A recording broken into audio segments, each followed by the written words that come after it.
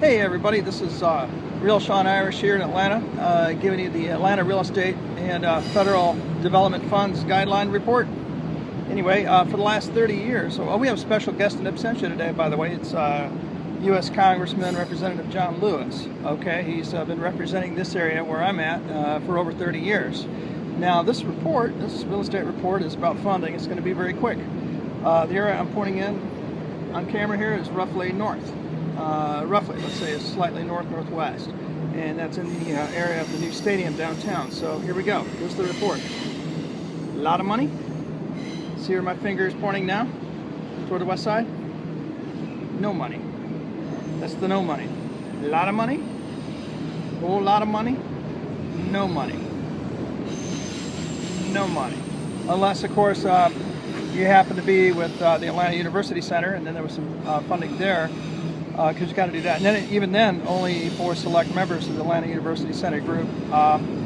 As we all know, I think Mo Brown didn't come out on the good side of that one. I'm not sure. Don't quote me on that. But also, and then on the south end, we got a couple of bright rays of hope here, because it looks like Georgia State's going to be taking over the old Atlanta Fulton County Stadium, and they're one of the few, I think, concerns that's large enough and possibly organized enough to do something with a property that large that needs that much development. I think Georgia State could do it. They seem to be fairly smart people, and they need to spread out downtown. They're all congregated there in one little spot, open up that concrete campus a little bit.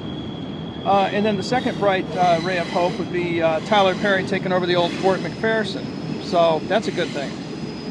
Very few people would have the wherewithal to help build up that neighborhood since Fort McPherson left. I think Tyler Perry is one of the very few that can handle it as an individual and as, as a company. Film companies in general are really good about building up neighborhoods. If you have ever been to Los Angeles and you've ever looked out over the Hollywood Hills, about 1920 or so, those hills that are now dotted with multi-million-dollar real estate, landscaping, and all that stuff, and pools, and great views of the ocean, those were covered with cow farms, cattle, that sort of thing, in the 1920s. So when you're talking about big tracts, huge tracts, you really need to have a long-term view, and I think Tyler Perry has that. So that's another bright spot. But for the rest of the west side, like I said, here, right along here, you go from here, from basically the stadium out west, all the way, essentially almost south, almost to the airport. It's been 30 years of almost nothing, and had representation. Now I think also, as a little side note, here's where a lot of Carl Lewis's, or John Lewis, I'm sorry, Carl Lewis is the Olympic athlete, John Lewis's funds come from. So here, we're going to do the Carl Lewis, or the John Lewis, campaign fund report. A lot of funds, almost no funds. A lot of funds, a lot of large funds. See that area? Almost no funds. Really tiny, very small, $5, $10, maybe $25. Almost no funds. So, did you notice how those two reports overlap? And how the representation just happens to seem to follow the money. I think John Lewis, since his work with the civil rights in the 1960s, I think he's been following the money. I mean, every single piece of evidence we have seems to say that. His story doesn't change. He always goes back to civil rights. It's the only story he seems to have, that, and knife control and gun control and doorknob control. A lot of people have been,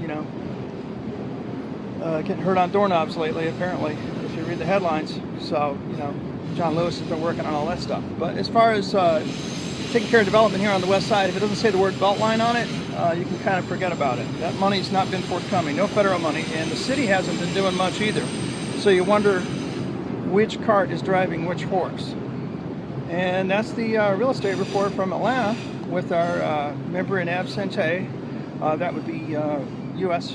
Representative Congressman John Lewis. Thank you.